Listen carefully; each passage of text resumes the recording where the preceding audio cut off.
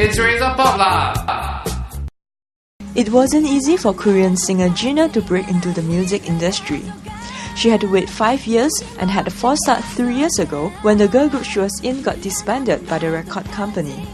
In fact, she was just a backup dancer for a more established K-pop singer, G.NA, earlier this year. But that wasn't the only challenge she faced. I was from Canada. I was born and raised there, and the cultural...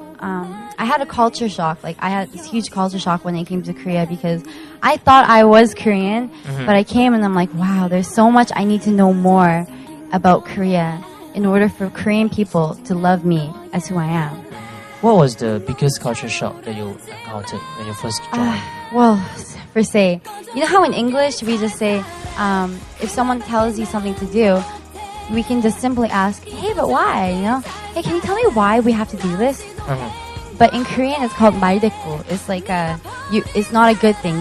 They tell you no. When an elder tells you something to do, you have to just say 네, okay, and you can't even say okay. I got in trouble for going like this. You have to go like this. So I didn't know. Like I knew, but it was my natural coming, like using my hand when I talk and stuff. So I think that's why. It was just it was that kind of thing. Like in Korean, I'd be like always asking, but why? But why? And that 말대꾸, talking back, it was a very bad thing. But G.NA will admit that being able to speak fluent English is an advantage. I think international fans here in Singapore and also other places, I never knew I had supporters. I can actually communicate with them, and they can all speak English, and they send me letters and messages. So I think being able to communicate with international fans really helps me.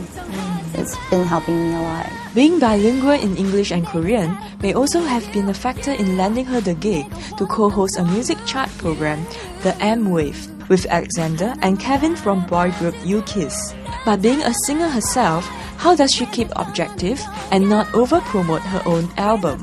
I don't think I have that kind of ability to do that yet, because I'm always like, oh, what am I supposed to say? What am I supposed to say? Like, I'm always looking at the cue cards and stuff. It's so new for me, right? So, I mean, just being able to being on that show program and just being able to MC, that itself is promoting myself, I think. Singing and hosting. What's next for G.NA? How about acting? After all, she won't be the first K-pop star to cross over.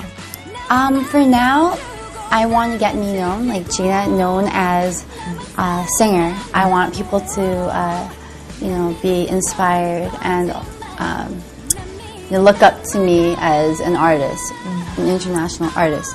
But that's my #1 goal.